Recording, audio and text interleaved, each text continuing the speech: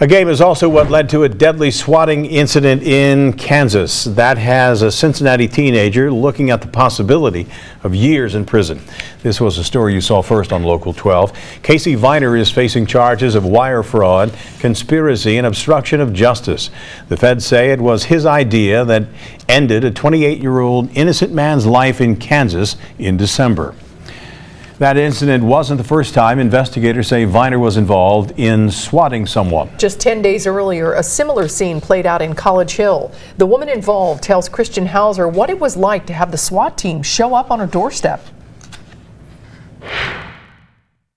Kelly McKinley's loved her house and her neighborhood since moving in last year. The street is beautiful and everybody maintains their house very nicely. Last December, she was awakened in the middle of the night by a SWAT team outside. And they're calling for Robert Kelly. It's 4 in the morning. I'm in bed and I'm thinking, well, I'm not Robert Kelly.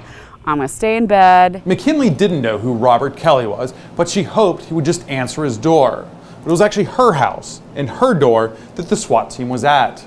And then I hear them pound on my door. I'm like, oh my gosh, it's for me. McKinley answered the door and the SWAT team walked her out and explained to her why they were there. We've had a phone call that Robert Kelly has killed his father and he's taken his mother and his little brother hostage. Then they went in and cleared the house. Cincinnati Assistant Police Chief Paul Newdigate says the situation could have ended a lot differently. And luckily, she complied with all our commands, and at that point in time, based on what we had developed in our intelligence, we kind of already had an idea that this was a swatting incident.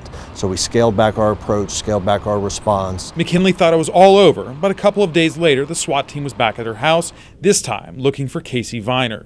Investigators think this incident and the deadly one in Wichita a week later were committed by the same group of people, including Viner. The verbiage and what was relayed to the communication center, very, very similar. McKinley just found out about the incident in Wichita and the death of Andrew Finch a few hours before talking with us. He got shot and I'm thinking, our SWAT team was very courteous to me.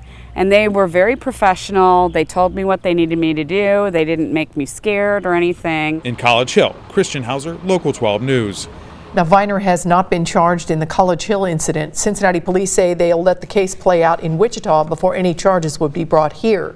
Swatting first showed up in 2014. A video game developer was the first victim. Experts say it's about punishing someone, and it's also a power trip. Being able to click a few buttons or be able to call in a hoax threat, and of course the police are just running off information just like everybody else. But the idea that you could call in a hoax threat and then see something happen in the real world, that's just intoxicating. Dr. Torner says he doesn't think these incidents will stop anytime soon.